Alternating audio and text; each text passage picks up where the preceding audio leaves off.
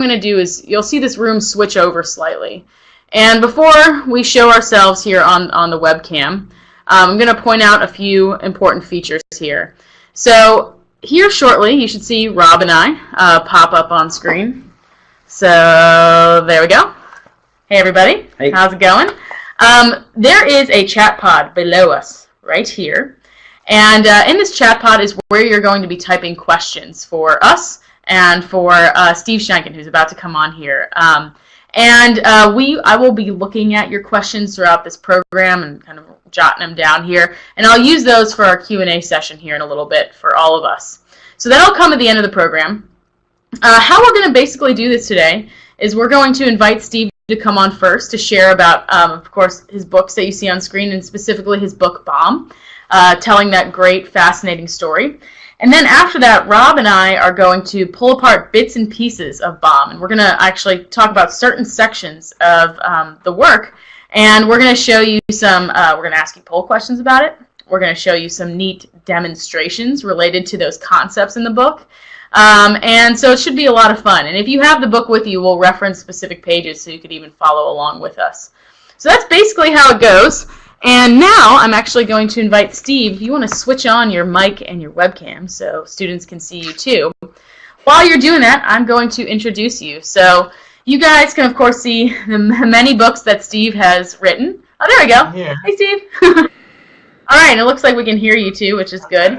I'm going to, of course, introduce you first, and then Rob and I will hide while you present. So, but Steve has written many books for students your age out there, and many award-winning books. And so I actually pulled up your biography, and there's so many awards I feel like I can't even name them all. But 3 of Steve's books actually have been National Book Award finalists, including Bomb, which we're talking about today.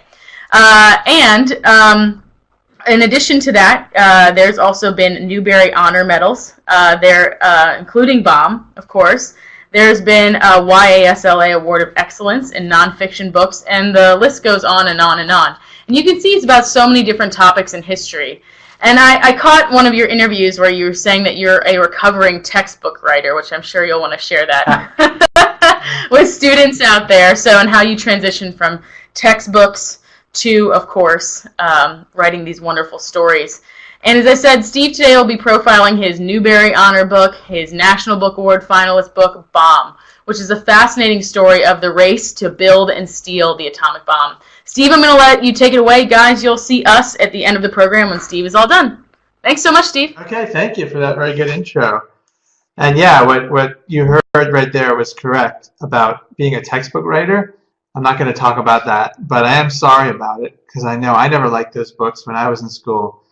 And I did that for years, but the good thing that came out of it was that I kept finding all these great stories that I thought could make really good books, because when I was in school, I used to think history was boring, which it totally isn't, but it was just because it was being taught as a list of names and dates and facts. So I started to think, well, what if we took some of this stuff and made it into stories instead of lists of things to memorize? And that's what I'm trying to do now, and that's what these books are all about. But I'm going to jump right into talking about Bomb, which is the one that we're here to talk about. And so let's get going here. The first picture really is the idea. I call it the idea because every time I start a book, it always starts with an idea. And again, like I'm saying, I want it to be a story, not just a list of things to learn. And so I think in terms of movies, I had worked on movies for a while too in my 20s, or a novel. And so of course you need a hook, you need something. And in this case, it was this character, Theodore Hall, and even this picture. I love this picture. Now when you look at it, I can't see anyone nodding or not nodding, but does this kind of look like a police photo? You know what I mean? Like a mugshot? And that's what I first saw. I saw this young guy in this kind of mugshot looking picture. But then I realized as I read a little more that this was not a mugshot. This was his ID badge. So he would wear it on his right on his shirt, and it was the ID badge for Los Alamos, this top secret lab in New Mexico, where American scientists and their allies were trying to build an atomic bomb. And I thought, wow, that is kind of amazing. This guy looks kind of young to be building an atomic bomb. And he was only 18 years old. And I thought that's an interesting way into the story. An 18-year-old building a bomb. And then I realized as I read more, because I'd never heard of this guy, Theodore Hall, that not only was he a scientist, he was also a spy. He also became a spy and started stealing information out of this top secret lab. And I thought, wow, that's it. An 18-year-old scientist spy, that's my guy. And that's when I decided to do this book, but I had no idea at the time exactly how to organize it or which stories would be in it and which wouldn't. And that's what I'm going to talk about now, is kind of how I figured all that out. I, of course, did a lot of reading. This is what my office might look like, although this is very neat. Usually my stuff is all over the place. But I'll start with just the same way you would for something you were doing for school. Go to the library, I get books, and of course do a lot of reading online as well, old newspapers, things like that. But it starts usually with just a lot of books, a big pile of books. And so as I'm reading and taking notes, that could go on for months. But I started to see that there were really 3 storylines in it, and I wanted to kind of weave them together the way movies or TV shows do, where I got a couple stories going and then kind of started mixing them, cutting from one to the other, because I think that could make the story really fun to read. And the first part was the scientist. That's the obvious part. And scientists who discovered the science that led to this race to build a bomb. And it started in Germany, actually, with these scientists who discovered fission, which is something you might read about more in a science class, you'd think maybe than a history class. But these scientists in Germany were doing experiments in a lab, and they realized they could split an atom, a uranium atom, which had been thought to be impossible. Scientists knew about atoms, but they had always assumed that they could never be split any further or any smaller. And these scientists discovered, yes, if you bombarded them with neutrons, these tiny particles, that it would split the nucleus of an atom, of a uranium atom. And these are 2 of the scientists who figured it out. And this is a really simple drawing that they made to try and explain what was happening. And of course, it's oversimplified. But if you can picture the speeding neutron hitting this nucleus of an atom, they called it the liquid drop formula. It would almost act like a liquid drop and start to break apart, like in point 2 here, and then would actually split, forming 2 totally separate atoms at that point. And in doing so, it would release a little bit of energy. And this woman in the picture, Lisa Meitner, who was a great physicist, realized and calculated very quickly that the energy released by this splitting of one uranium atom would be relatively small. Really, it would be enough to make a grain of sand jump, say, like that high, a couple inches, which doesn't seem like much. But they realized pretty quickly as they start thinking about this, well, if one atom releases that much energy, what if a clump of atoms, and it's all theoretical, so they're thinking, what if a ball of atoms, a clump like this, picture the size of a basketball or something. And if you got those together, and if you could get a chain reaction going where those atoms split within a fraction of a second, and they're all thinking this is theoretically possible, that would be a huge explosion, because each atom splitting would give off a bit of energy, and altogether it would make a massive explosion, much more powerful than TNT or any other kind of explosive. And it was all just an interesting thing to think about at the time. Scientists weren't trying to make bombs or weapons, but it happened in Germany just as Adolf Hitler was starting World War II, and beginning by invading Poland and then much of the rest of Europe. So just as he's taking over Europe and really has his eyes on taking over the whole world, this discovery is made in Germany, and that's what makes it so significant. So what if, I mean, you want to think about a dystopian, a really scary what if kind of scenario for the world. What if Hitler had been the first to get his hands on this new kind of bomb? And that easily could have happened, and that's what this story is all about. So the news spread quickly amongst scientists. Some of them, I'm going to go back just for a second and show Lisa Meitner again. A lot of the scientists in this very small community of physicists in Europe were Jewish. So they either fled from Germany to escape the Nazis, like Lisa Meitner did, and a lot of them came to the United States. And that's where I'm going to go next, because when they came to the United States, they brought this news. They said, wow, these scientists, we've discovered this new thing called fission, that you could split an atom and it might lead to the making of a new kind of bomb. And the Germans are already working on it. Hitler may get this bomb first, so we better get serious about it. And that's where this picture comes in. I'm sure you recognize the white-haired guy is Albert Einstein. And he was one of the German scientists who had fled from Europe. And so the scientist who had come recently said, we need to get this news to the president, President Franklin Roosevelt, so that he starts trying to build a bomb first so we can get it before the Germans do. And that's what this picture is about. They found Einstein in his beach house. He wasn't really keeping up on the latest in science, but these younger scientists found him, told him the news. He agreed it was very serious. And he wrote this famous letter, which is what the picture is of here, to Franklin Delano Roosevelt, the president, saying, we better get serious about building this bomb because the Germans already have a head start on it. And that's what sparked what became known as the Manhattan Project, this effort by the Americans to try and build a bomb, which is really at the heart of this story.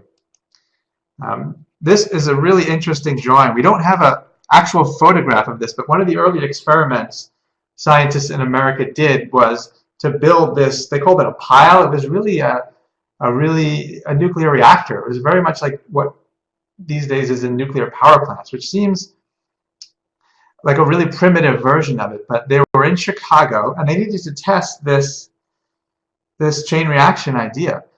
And so the scientists, this is actually under the football stadium at the University of Chicago in a squash court, sort of like a racquetball court. It was the best space they could find. And it was freezing. They were in the middle of winter. But they built this pile of, the black squares you see are graphite, just like the material in pencil lead.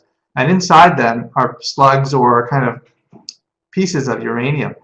And they wanted to get a bunch of uranium together. And the graphite worked as what they call a moderator. And it would slow down the reaction. And they wanted to see if they could get a chain reaction. If one atom splitting would lead to another splitting and another and another and another. Now, does it seem sort of crazy to do that in the middle of Chicago?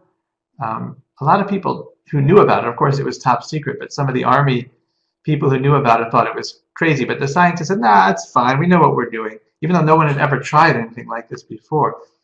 But they tried it. They did know what they were doing. They got the chain reaction going, but were able to keep it very, very slow, so it was nothing like a bomb. They created enough power to light a light bulb, they said. But it proved that it could work, and it was time to move on to this kind of race to figure out how to make this into a bomb. And that's where this guy comes in. This is Robert Oppenheimer, who's really the main character in the book. I'd say there are many characters, but he's kind of at the heart of the story. And I feel like a book needs a main character, just like a novel or a movie or a TV show does. And I think he's the perfect main character for the story because he became the lead scientist in the American effort to build the bomb. And though it doesn't have to do with the race, I kind of step back in time just to introduce him. Here he is as a young kid. He's the same with his brother. He's the older brother in this top picture.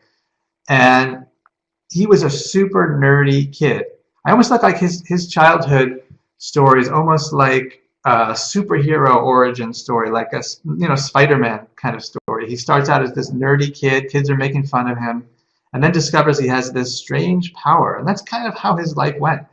He was a super nerdy middle school kid in New York City. Other kids made fun of him mercilessly because he was quite annoying about his intelligence. He would go into school and brag about how smart he was. Other kids eventually had to write a petition, or they decided to write a petition asking him to shut up, basically, because he was just always answering everything and telling the teacher they were wrong all the time. And so he was not the most popular kid, to put it mildly. But he grew out of that. Here you see him looks like his 20s. He's super skinny guy. He's got this crazy, great head of hair. And he discovered what I think kind of is his power, his superpower, really, which was his ability to do math and science. And he became a physicist. And this really becomes, you could argue, a real power because he's the one at the heart of this effort to unleash the power within the atoms. But he's also just a strange guy, and I tell this story right at the beginning, just because I just love to get to know characters, just like you would do for a novel. And this is an article about this early story. Okay, this would make a great scene, I think. He's a young professor at Berkeley, California, and he goes out on a date. So he's sitting, this is the view of the Golden Gate Bridge. He's sitting with his date in a car overlooking the San Francisco harbor. It's a really beautiful view. But he's not a normal sort of guy. He gets out, he says, he asks his date, do you mind if I just get out and think about science for a little while? And she thinks that's really strange, but okay. So he gets out and wanders around, leaving her on the top of this mountain. And he wanders around so long that he finally realizes he's back at his apartment and sees his apartment and goes home and goes to bed, completely forgetting he's on a date. And meanwhile, the woman on the top of the hill flagged down a police officer. They start looking for his body, thinking he had, who knows, been murdered or disappeared. And it became a story in the newspaper, which was really embarrassing for him. But it also kind of introduces the character, that he's brilliant, but he's also can be pretty forgetful. And a lot of his friends didn't think he was a good choice to run this top secret lab. Here he is at his blackboard, constantly smoking up a storm while writing these crazy formulas on the blackboard. That's a really classic picture of Oppenheimer at work. But here he is with Leslie Groves, who was the Army general who was really in charge of this top secret project. And the two of them couldn't have been more different. Oppenheimer, this sophisticated guy who was really into science and classical music and poetry, and Groves was this loud, gruff, people said very obnoxious guy, but very, very efficient, good at getting things done. And they really got along well because they had this same goal in mind, which was to win this race, to build the bomb. And the first thing they did was pick a spot. Here's Los Alamos in New Mexico. And they wanted somewhere that was in the middle of nowhere, but that also had buildings so they could get to work right away. And it actually had been a school, a place called the Los Alamos Boys School, a boarding school. And they were driving around in New Mexico and found this boarding school. They saw the kids out playing, and they said, this is perfect. We could just use the buildings. We'll just kick everybody out of here. And of course, do you think they told the students why they were being sent home? Not at all. Even the people who ran the school didn't know. The Army just took over. Scientists moved in. They made these checkpoints and gates and jumped in to start going to work. And I love this picture. This woman on the bottom here is Dorothy McKibben. She was, they called her the gatekeeper of Los Alamos. And I like the picture because she looks so innocent. But they wanted that. They wanted to set up an operation that looked like nothing really important was going on. So they picked this street in Santa Fe and just took this little tiny office that didn't look very fancy at all. And she worked inside it. And if people showed up wondering what they were doing there, she said, oh, nothing important. We don't have any jobs or anything like that. But if you came and you knew, because you had been recruited into this project, you had the right credentials, then she would give you your badge and tell you where to go. And you would go up to the hill, they called it. No one would ever say the secret lab at Los Alamos. They always called it the hill. And so here's Oppenheimer. He's got his hair cut. He's got his badge. And heading up to the hill to start work on this project. And of course, you can guess the reason they went to all these steps to be so secret and careful was to keep out spies. And that's the second part of the project. As the scientists are working, the spies are also getting started. And this map helps to explain it.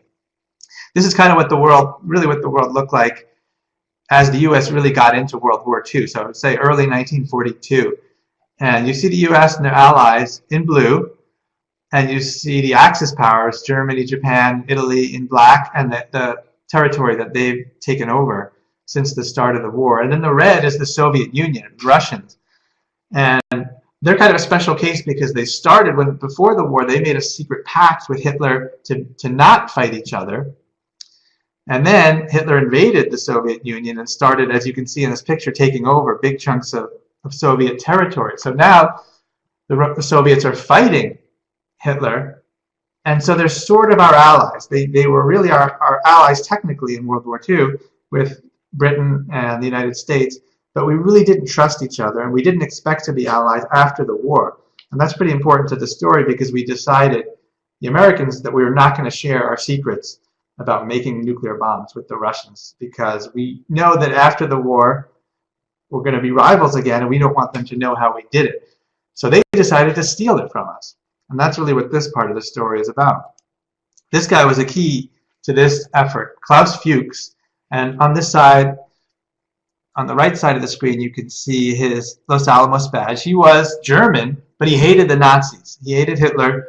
He was a communist, really hardcore communist. And so the Nazis hated the communists. They beat him up, even tried to kill him, threw him in a river. But he escaped from Germany, came to the US, and was recruited into this project because he was such a brilliant physicist. Nobody worried too much about his politics. So he became a scientist at Los Alamos and started doing really important work there, helping to build the bomb, that, as he later said, I divided my brain in two. I was a great scientist helping the U.S. build a bomb, but I was also a devoted communist. So I made secret copies of everything that we were figuring out there at the lab and figured out a way to give them to the Soviet Union, to the Russians, during the war. And that was something that he was committed to, and nobody had any idea. People who later found out said he's the perfect spy. He was, because nobody suspected him. I mean, does he look like James Bond to you? Everyone thought he was, and he really was a nice guy in his own way. He was very, very shy, very quiet.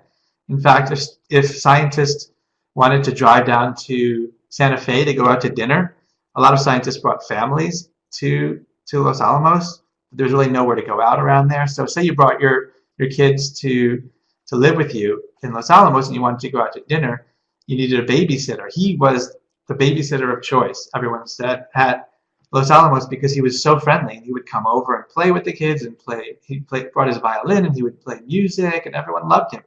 And he really was that guy, but he was also this hardcore spy at the same time. And this is his courier. Again, not a movie spy. He does not look like he belongs in a Hollywood spy movie, right? But this is Harry Gold, and he was a courier. If you ever want to be a spy, which I don't totally recommend, you might get this job of being a courier, especially in the day way before internet or anything. Everything's delivered by hand. So he would get the job. Russian agents would contact him, and he would get the job of going out to New Mexico. He lived in Philadelphia with his parents, of all things. Can you imagine being a spy and living with your mom and dad? It kind of ruins the whole coolness factor. But he would get these jobs, which he hated doing, by the way, but he was kind of in over his head at this point, and the Russian agents would say, you have to do this or we'll kill you, basically. So he would go out to New Mexico and pick up an envelope with bomb plans. He didn't know what was in it. He wasn't supposed to even look at it. But they would send him out and say, pick up an envelope from Klaus Fuchs, bring it back, and hand it to a Russian agent, and from there we'll take it. And from there they were able to get the information from New York, where it came back to, across to Moscow in the Soviet Union, and the Russians were able to start trying to build a bomb with that information. And Ted Hall, our original spy, the guy who gave me this idea, was doing the exact same thing. Hall didn't know that Fuchs was doing it and vice versa, but they were both doing the same thing. He was making secret plans, copies of the plans, and he also had a courier, and he would make the copies. And by the way, this photocopy here that says unclassified. These are the plans of how to make an atomic bomb. Now, does it seem like that shouldn't be public information, or maybe shouldn't be on the internet? But it is. If you go later to the web and type in Los Alamos primer, you'll get this PDF document that is the plans of making the atomic bomb. And this is what scientists showed. Say you showed up at Los Alamos in the middle of the project, scientists would show you this and say, read this, this is what we're working on. And it all turned out to be correct, and it worked, as we know now. And scientists will say, it's such old information, it doesn't matter if it's out there. So especially if you've taken some math and physics classes, you should read this and see if you can figure out what they're talking about. But Hall had a courier too. Her name was Lana Cohen, a really serious communist from New York, and she would take the bus out, which took days, from New York, show up at the University of New Mexico, or they had some prearranged spot. He would give her, again, an envelope, and then she had the very dangerous job of taking it back across the country. She was often searched and had to hide this envelope, which, if found and looked at, it certainly would have led to her execution. She knew that. She would have been killed if she were caught stealing and transporting these documents. And then the third part of the story, I call it the Commandos. You have the scientist spies, and then the Commandos, because all along, remember, the Germans are trying to build their bomb. And so this part of the story is about all the secret efforts to disrupt and destroy their attempt, the German attempt to build a bomb. And a lot of it was done by secret agents and commandos behind enemy lines. And it was very much, I know it's way before your time, but do you know about the Indiana Jones movies? I loved those when they came out. And my kids liked them too, so I think they hold up. But they're, that format where it's nonstop action, adventure, chase scenes. That's what this part of the story is all about. A lot of these guys were Norwegians. The Germans took over Norway just like they took over so much of Europe. And these young guys saw the Nazis take over their country. They were furious and determined to do anything to fight back, to take back their country and to fight back against Hitler. And so a small group of them agreed to be trained as commandos in Britain, and then agreed to take on these incredibly dangerous missions where they would fly in a plane and be dropped behind enemy lines with a parachute and given these missions. And they were told flat out, there's very little chance you're ever going to get back. But they took these missions anyway. And I love this picture because it shows them on cross-country skis, which is essential to getting around in certain parts of Northern Europe in the winter. And these guys were perfect because they had all grown up in Norway and they all grew up on cross-country skis. And so one of the missions that I highlight is this factory. They were dropped in the middle of the night with skis and a backpack full of bombs, and they were told to blow up a lab inside this factory that the Germans were using to make heavy water, which was something that they were using in their experiments and in their attempts to build an atomic bomb. And the commandos didn't really understand the science of it, but they didn't have to. They just were told, here's the location. It's very hard to get to. It's going to be even harder to get away from, but you need to get there, get into the basement, blow up the lab, and then if you can get away, that's a bonus. And that's what this part of the story is about. And a lot of people tell me this is the most exciting part of the story. I understand why, too, because I sort of agree. It's the kind of thing I never, ever learned about when I was studying World War II, when I was in middle school or high school. They were also told to blow up this ferry boat, which was carrying materials that the Germans were using for their bomb research back to Germany. And this is a really interesting kind of moral dilemma, because the commandos knew that there would be civilians, Norwegian civilians on board this boat. And yet they were told to blow it up and sink it in the deepest part of the lake. So what do you do? And this was another one of the missions that they were given and that make up this third part of the story. And the other kind of part of this story, too, is our Allied attempts to get at German scientists, because we were desperate to know what they were doing and to stop them in any way. And the two guys on this slide are Morris Moberg, who really was a baseball player in the 20s and 30s. As you can see, he was a catcher. But during World War II, he became a secret agent. And I love telling his story because, again, it's one of those scenes that sounds like it's straight out of a spy movie or something. He was given this, well, the other picture here is Heisenberg, Werner Heisenberg, who was this great German physicist. And the Allies knew he was still in Germany, probably working on an atomic bomb for Adolf Hitler. So imagine getting this assignment. Imagine you're Moberg getting this assignment. They told him he was really good at languages. And he had become, he'd long since retired from baseball, and he'd become this secret agent. But he didn't expect to get a job like this. They told him, we really want to get to Heisenberg, but when he's in Germany, we can't get at him. But we just found out he's going to be in Switzerland for just a couple of days giving a talk. Switzerland's this neutral country right next to Germany. We're not supposed to be, doing any sort of secret missions there, but let's worry about the fallout of this later. So what you need to do is go to Switzerland, go to his lecture, pretend to be a student there. It's all going to be in German, and Moberg's German was really good. And if Heisenberg says anything at all that makes you think he's working on an atomic bomb, you shoot him. Shoot him right there in the lecture hall. Don't wait. Don't follow him out into the alley where you think it would be safer. You just have to do it right there. And I won't tell you how this part of the story works out, but again, it's one of these secret agent stories that is part of this third storyline that these storylines are all going on at the same time. And it all comes together in 1945 as they're ready to test the bomb. This was the platform they built in New Mexico in the desert to test a bomb. Obviously, they wanted to be far away from any towns or cities because they didn't know how huge the explosion would be or even if it would work at all. You see this platform at the very top of the tower? This is what it looks like on the inside. There's that little kind of house almost at the top of the platform. This is the inside of that house. And this is what the bomb looks like. It looks like a monster from a science fiction movie. But it was just, this was what they needed to test. It was so complicated. They insisted that they needed to do a test to see if it would even work. And this poor guy was one of the scientists who was sitting beside it.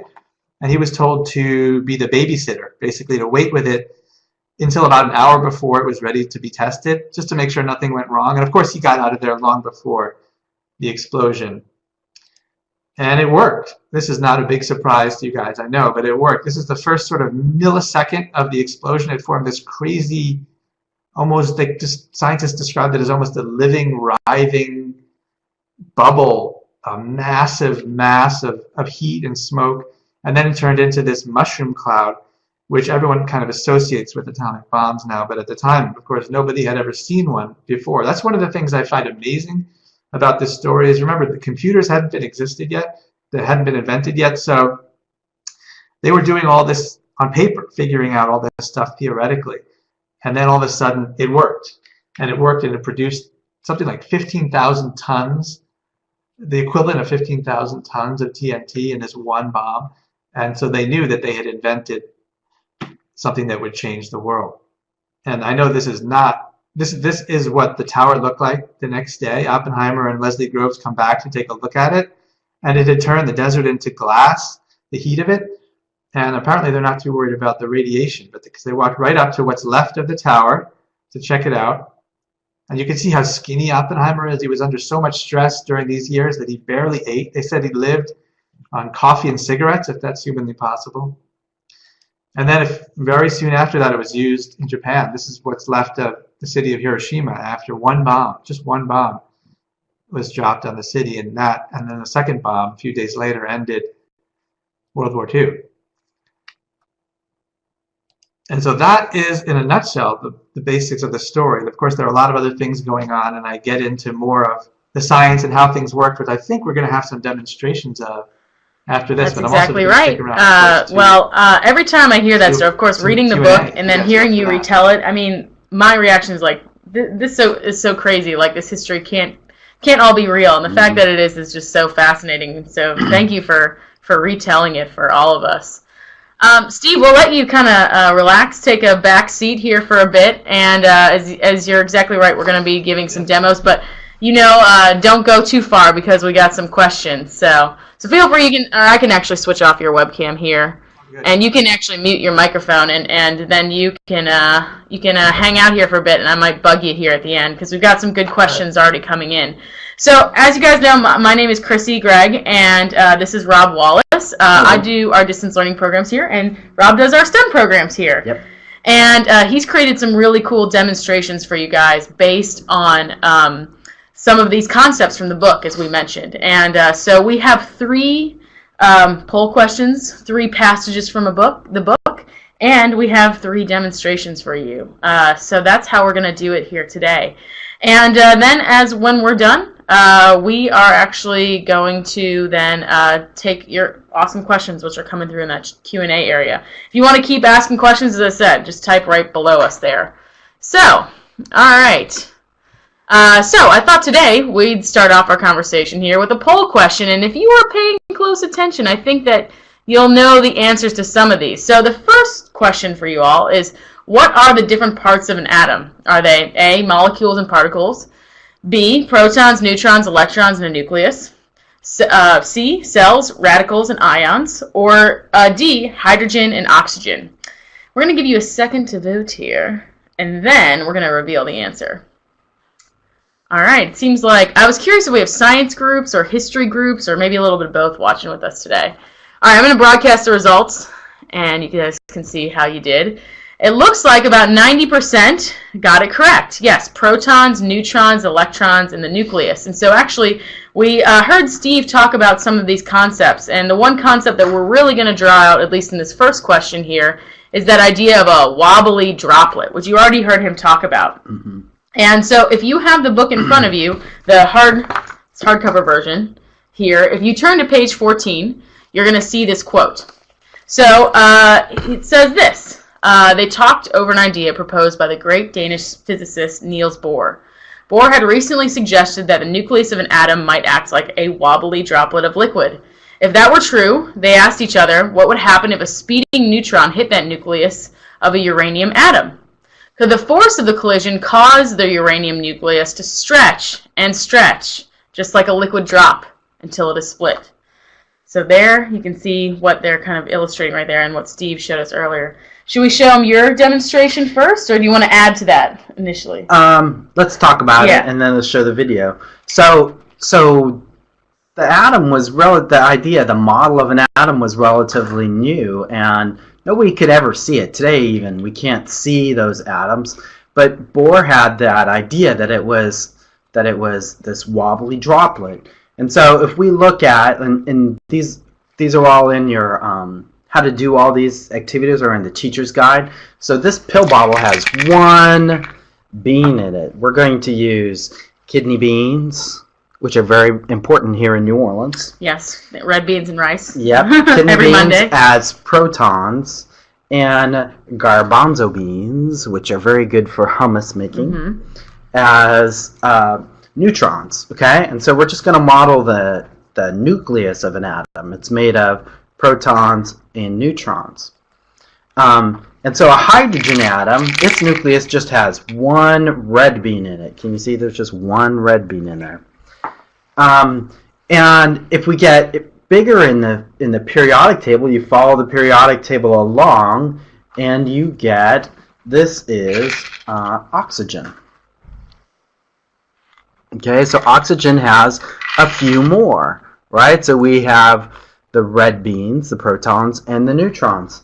Now think about this. We've got all these positively charged particles and these neutrally charged particles in the nucleus, and we're shoving them together. Now, is it very easy to shove a bunch of positively charged things next to each other? I don't think they're gonna like that, right? They're not gonna like that. It's gonna take some force to hold them together.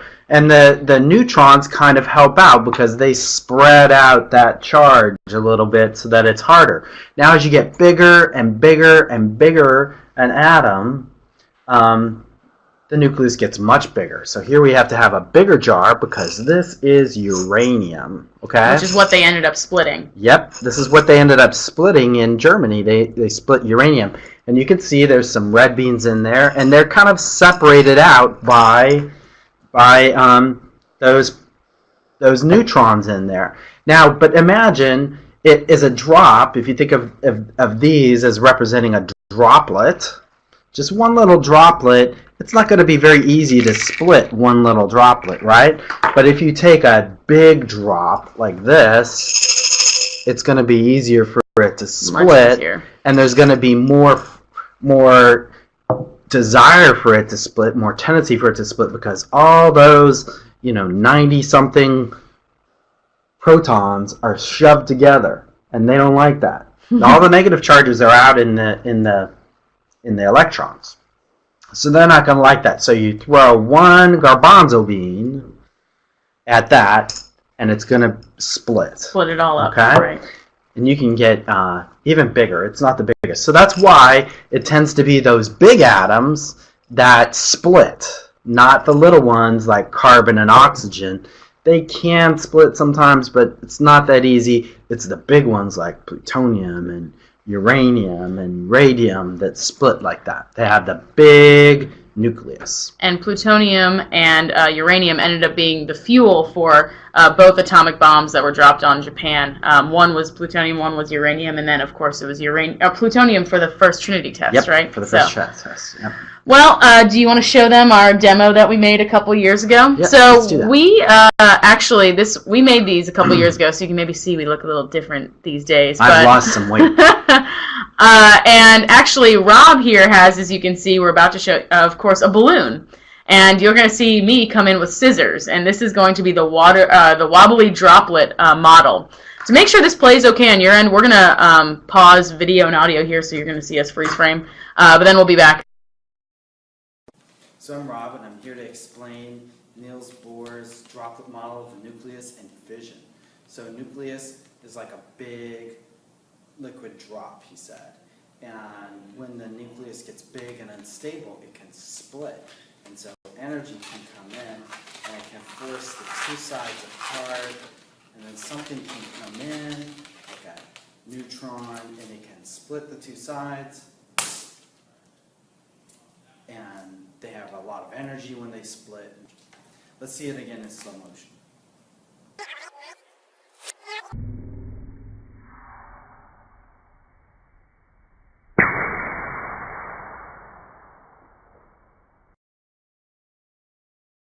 right. So obviously we have to do a little slow-mo when these things go so quickly. We're going to see it again here. But you can see that concept of then it's pulling apart and then it splits. Yep. That's a lot of energy. Yeah, and it was a lot of energy. You see, obviously, when it's a balloon, those two sides go... We had to film that one like a few times because the two sides go flying so quickly, it's so hard to capture. But that's exactly what's going on when we talk about this concept. All right, we're going to move on to concept number 2. And to do that, as I said, we're going to ask you a poll question, then we're going to show you a different part of the book. So this is one you actually have to type in something. And we want to ask, and if you were paying attention to Steve's beginning talk here, you may know the answer to this. What is the difference between fission and fusion? Mm-hmm. And so you're not going to choose anything here. You're actually going to try to tell us what you think the difference is. This one may take a little longer here. So I'll give you guys a second to. Ooh, okay. Obviously, yes, they look similar, but they're spelled different. That is a difference, of course. But we're going to talk about, what's going on. Why are they different from one another, other than in spelling? Ooh, wow, we've got some really technical answers here, which I really like. But most of you are coming up with the same results. Fission, and you can see this now. You can scroll through here. Fission is splitting. And fusion is bringing together, coming together, right? Exactly right. So what we're going to do is look at a certain chapter of the book that describes just that. So again, turn to page 71 if you have this in front of you. And this is the specific section. It says, theoretically, as the uranium nucleus splits in two, more neutrons would break free and fly off on their own. These speeding neutrons would collide with one another, with other uranium atoms, causing them to fission also. As these uranium atoms split, they would release more neutrons, which would hit more uranium atoms. These atoms would also split, releasing more neutrons, which would hit more uranium atoms, causing more fission, more free-flying neutrons, more fission, more neutrons, and so on. Though they didn't know it, if it would actually happen, physicists had a name ready for this process, a chain reaction. And we talk about that a lot, a sustained nuclear chain reaction, and that's obviously a key to what would become the atomic bomb. Right, and that was really important, and that was one of the big innovations. And it's kind of interesting because a nuclear power plant runs on a sustained chain reaction, and nuclear power plants are not very different between today and the ones they built back then. So fusion is how we get all the different atoms that we have today, all the different elements. We take that's what our sun does. Is our sun is taking hydrogen and fusing it together into helium, and the supernovas, big explosions of the suns, they create the larger elements by squeezing them together, and that does release a lot of energy. People on Earth many engineers would love to be able to figure out how to make fusion happen, but it requires so much to hold it together that they haven't figured out how to contain that reaction. Right. So we thought we would actually have so we've got one more video demo for you here. And this is of me attempting to stack some dominoes and showing you the difference between a regular reaction and this sustained nuclear chain reaction. And so this will hopefully be a good demonstration of what the difference may be. So again, what you're going to see here is me from a couple years ago, but we're going to pause here on live. Hey everyone, Chrissy here, and what we're doing today is we're going to show you what a sustained nuclear chain reaction looks like. Now we can't use a microscope or anything like that to show you, so we need to blow it up a little bit. And so what we're going to do to represent atoms is actually using dominoes. So we are going to see how one nucleus of one atom splits and how it starts off a reaction. So let's test it out. You guys ready? Okay, so in this first row of dominoes here, this would be like a sustained nuclear chain reaction. But what is happening here is only with one atom splitting, causing another one to split. Something like this. In another type of sustained nuclear chain reaction, what we're trying to do instead, especially when you're creating a weapon, is we want that reaction to grow exponentially. So in this case, instead of one atom hitting another atom when it splits, over and over and over again. We want one atom, when it splits, to hit 2 or more atoms. Kind of something like this domino setup. And imagine this going on and on and on and on and on. Okay, let's do it. Okay, let's slow it down and see that in slow motion.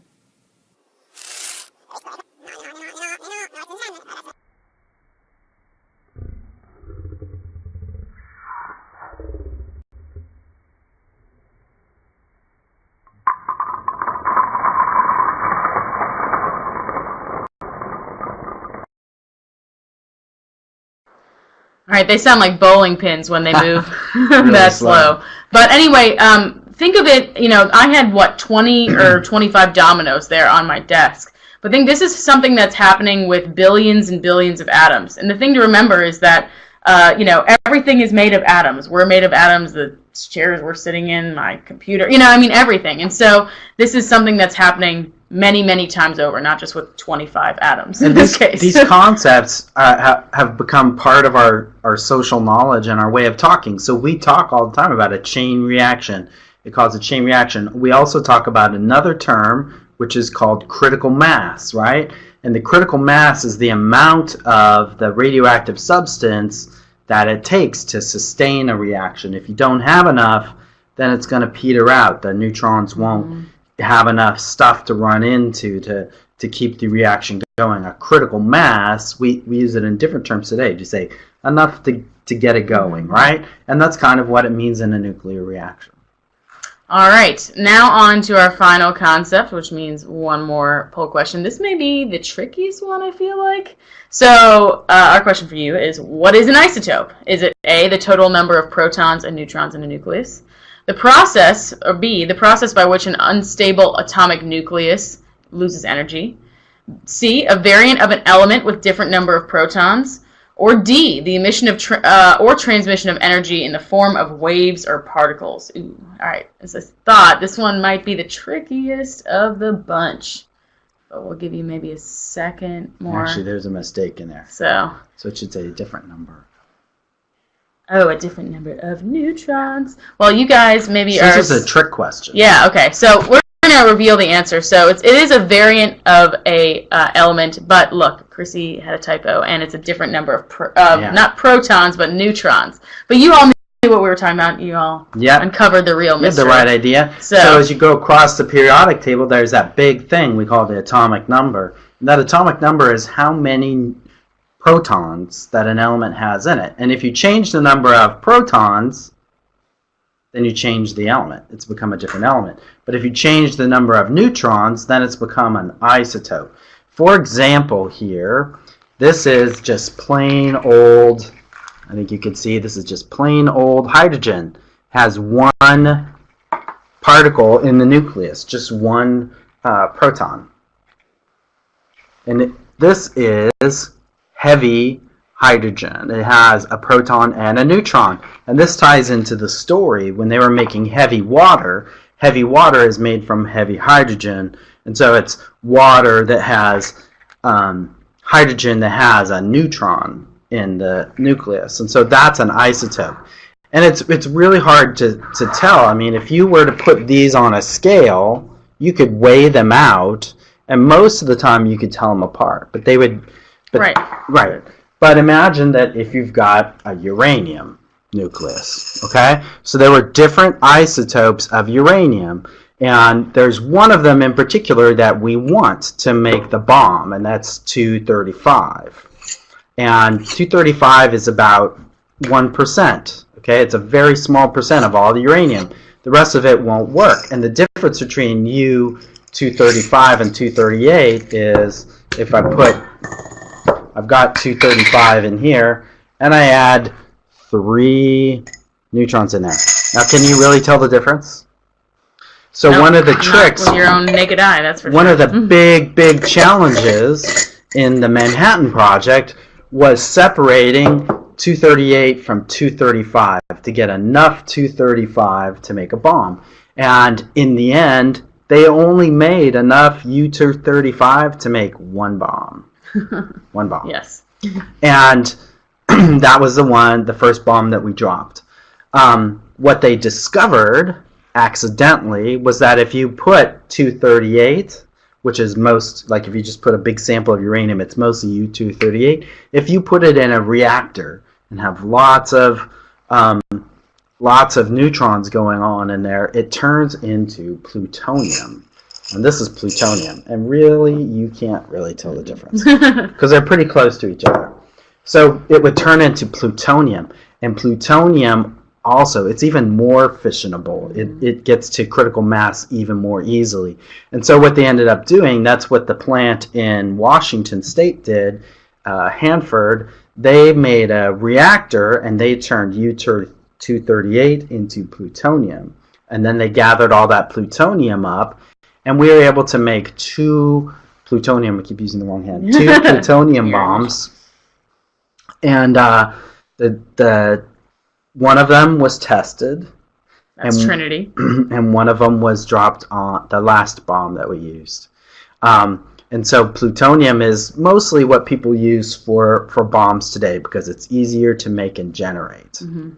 So, and that's actually what you, so this specific concept of the book, page 123, talks about uranium, but it talks about that key of these isotopes, why they're so important to the story. It says, Feynman explained the basics, how uranium atoms split when hit with neutrons. We talked about that, chain reaction, how they give off energy, how a chain reaction could lead to an explosion. It wouldn't just work with any uranium, though. The nucleus of a uranium atom usually had a total of 238 protons and neutrons. It's called U-238. When it's hit with speeding neutrons, U-238 does not fission. It's useless to bomb makers, but a small percentage of uranium atoms, about 1 in every 130 or so, have a total of 235 protons and neutrons. This is U-235. When U-235 is hit by neutrons, it does split and release energy. So those isotopes are going to be critical to creating the explosion. And I want to give a shout out to Steve. He did a fantastic job of describing the science in here. I had bookmarked these pages long ago, and I use them when we're developing the Manhattan Project part of the museum, which you can come and see. I want to preemptively answer a question somebody asked about heavy water. Oh yeah, we got one earlier about heavy water. And so the heavy water is a great, cool part of the story. The Heisenberg was in charge, even though we didn't know it. He was in charge of the German effort. They were thinking they would finish the war out pretty quickly, and that they thought this was going to take 10 years. And even though they had built up a lot of stuff to go into war, they didn't have a lot of resources in terms of energy and stuff in the war, and so they backburnered. They put on low priority their atomic bomb effort. But they had also decided to try to get uranium by putting it in a reactor with heavy water. And it turns out that that's not that great a way to do it. The best way to Plus, do it. their heavy water wasn't that heavy. But if you come in June, the museum will have its new Manhattan Project Gallery open, and it will have a big, rusty-looking metal barrel. And that metal barrel was actually the Norwegian government got it out of the bottom of that lake, and they sent it to us so we could put it here in the museum. Wow. So they did find those barrels, and they did get rusty, and they were watertight, and they tested the water, and it wasn't that heavy. It wasn't that heavy water. But and also I want to mention before we really truly open up to Q&A, if you want to make your own atoms using red beans, using chickpeas, and you can do this as well. So we've actually outlined in the teacher guide that I sent all of your teachers. You should have the basics of how to create your own atom. And if you didn't get it, actually we'll have it at the end here. Steve, I actually thought, do you want to switch your camera and microphone back on, and we can see what questions we have here. All right, I can hear you, and now we can see you. Yes, now we can see you. Okay, I want to start off with, actually, there's a couple really interesting questions. So, and I don't know if we necessarily know the answer to this, but I just, someone asked, how many hours were the scientists usually working? Like, how intense was the work at You're right, any of these sites? Stuff going on all over the country, but they worked all the time. Oppenheimer tried to insist that they take a day off a week just so they didn't burn out, but they talked about working 16, 18 hours a day. And he certainly did. And you could see it even in his body as the war goes on. He's shedding weight. but they were under so much pressure. They really felt that it's not such a stretch that the future of the world depended on them. That if they lost this race, they would lose the world. But that's really not an exaggeration. If you think about it, it was 1938 that they discovered fission and were using it to make this bomb just a few years later. And for those of you who are young, it's hard to imagine this, but information moved more slowly back then. It wasn't like somebody discovered something and it was on Twitter, right? It took time. I mean, the way the news got to the United States about it was that Niels Bohr got on a boat and a month later was here, right? And so it took a while. They didn't even discover plutonium until 1940, and we were using it to make a bomb, from a new element. So that was pretty crazy. Oh, here's some good ones. So from Artie Parker's class, is there still radioactivity, at least a trace amount, at the Los Alamos site? You can go out there once in a while. They'll open it up. Alamogordo, and the test site. I think it is. If you bring a Geiger counter out there, you'll still get a reaction. It's not considered dangerous anymore, but yeah, it's still there. Yep. They open it once every 3 years, and there are people from they eventually moved testing out to Nevada and out in Bikini Islands in the Pacific. And we actually, when you'll hear sometimes oceanographers talking about ocean currents moving and how long it takes and stuff, the way they actually know is that they have markers. Like they know when there's a spike of radiation, they know it was from this particular test or that particular test. Or as you point out in the bomb, we knew when the Russians had tested their bomb because we felt the radiation in the air. So yeah, the half-life of uranium is about the age of our solar system. So if you had a pile of uranium and you put it there on the day that the Earth was born, it would only be half as bad today as it was on the day the Earth was born. That's kind of unbelievable to really, wrap your head around. Okay, I've got a couple questions. You guys have kind of already touched on this. But I think people want to know, how quickly was this really done? You talked about uranium was invented and then discovered, and then we, all of a sudden are making this bomb. What is the timeline between, with all this stuff? How it was quick. It was really fast. It was 41. They were thinking about the feasibility of it. 42, they started building the places, and about 2.5 years later, they had this bomb. And then. Yeah, by 1945, then the tests, and then obviously the two. So the tests in July, and then of course both atomic bombs were dropped in August. All right, I don't know if either of you know the answer to this. Is the stadium or squash court still there in Chicago? Yes. I think that's kind of. And it's at the University of Chicago.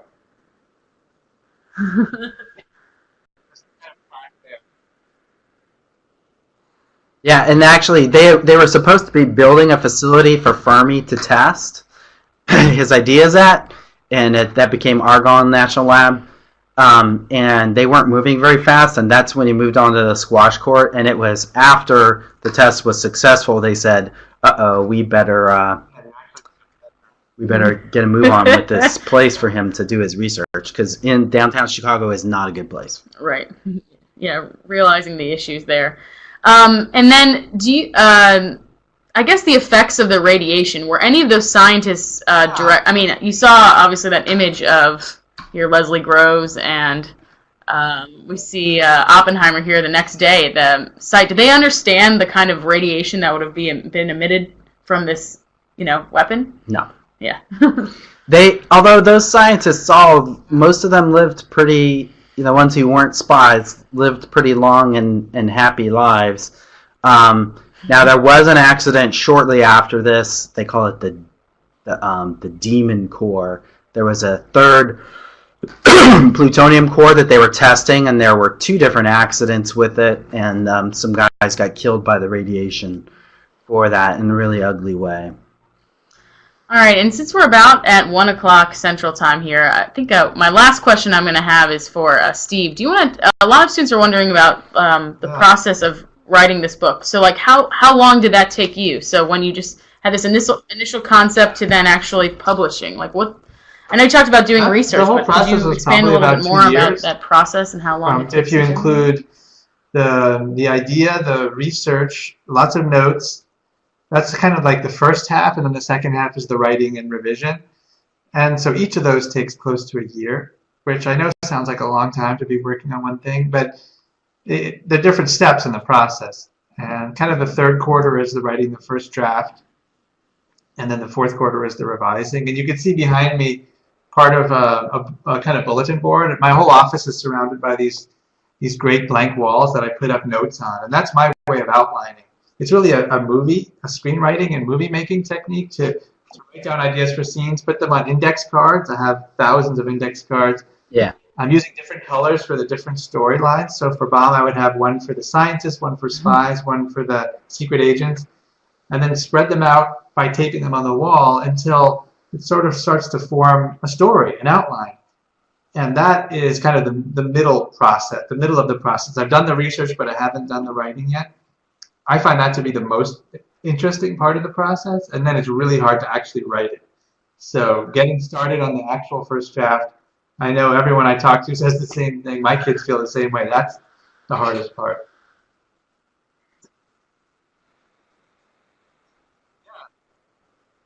Someone was actually asking what was behind you. They wanted to know what your setup is. So I'm glad you explained your bulletin board kind of mapping out. If any of you stay a long time in school, what he just said applies to dissertations as well. Yeah, so that'll be a few years. Taking notes, reading papers, that's the best part. Well, I'm sorry to say that I guess I haven't timed it all correctly. We're now at 1:01 Central Time. So actually, I might transition into the last area of the room and share some resources. So this is the last time you'll actually see us, everybody. So thank you so much. Thanks, and Steve. Thank you, Steve, for joining us here today and really sharing the story. It's so great. And for those of you who haven't gotten a copy of Steve's book, please do. And, of course, all of your other books as well. So I'm going to transition to the last part of the room, and we're going to go away here for a second. But you're going to see some resources pop up. And first off, as this slideshow loads, you can purchase Bomb today. So if you click on that hyperlink where it says purchase, that's where you can actually buy the book. And in addition, you saw some of Steve's books at the beginning of the program. Here's a few more. As I said, they've all won so many awards. They're really compelling books all about all different parts of history. And if you're just a World War II fan, he's got another one about Port Chicago 50, which is a big munitions explosion out in California. A really compelling story. So please check out Steve's books. Also, we want to share some museum resources with you. So 2 kind of science-related resources for teachers. Well, actually, how about you take this, Rob? Yeah, so we have curriculum that focuses mostly, for now, on middle school, and it's called Real World Science, and that's available on that website right there, www.realworldscience.org. We also have a summer teacher institute for 5th through 8th grade teachers. We just selected this summer's cohort now, but next January you can apply, teachers. We also have a website called WWII Science and Technology, and it's getting a little old, but it has lesson plans and stuff on there for older students as well. Yeah, it's got a good you can also dark room with ask questions about science and World War II at Ask the Expert at the National World War II Museum.org. And you can see some of the videos that we filmed to respond to those questions actually on that site as well. So those are pretty fun. And then lastly, so I know we've got science teachers, I know we've got history teachers, and maybe everybody in between watching with us. Check out our World War II curriculum. This is more focused on social studies standards here, but it's at www.classroom.org, and you can see a screenshot there, and of course the hyperlink there. History teachers, the lesson plan that I featured in the teacher guide is from this site. Right now we have all of our lesson plans about the Pacific up here. Soon you'll have more lesson plans about Europe. And so there'll be a lot to see and explore here with a lot of artifacts, oral histories, videos from museum galleries, things like that to really tell the story. Lastly, and we keep referencing this teacher guide. If you didn't get it from me, you can see in that files box underneath the image there, that's where you can download the teacher guide with lesson plans from Real World Science, and of course the activities we talked about today, and the lesson plan from WWII Classroom. And actually, I think that I'm out of announcements here. So. Yep. Thank you, Steve, again. We really appreciate your time with us today, and thanks to everybody virtually out there in the audience. You asked some really fantastic questions, and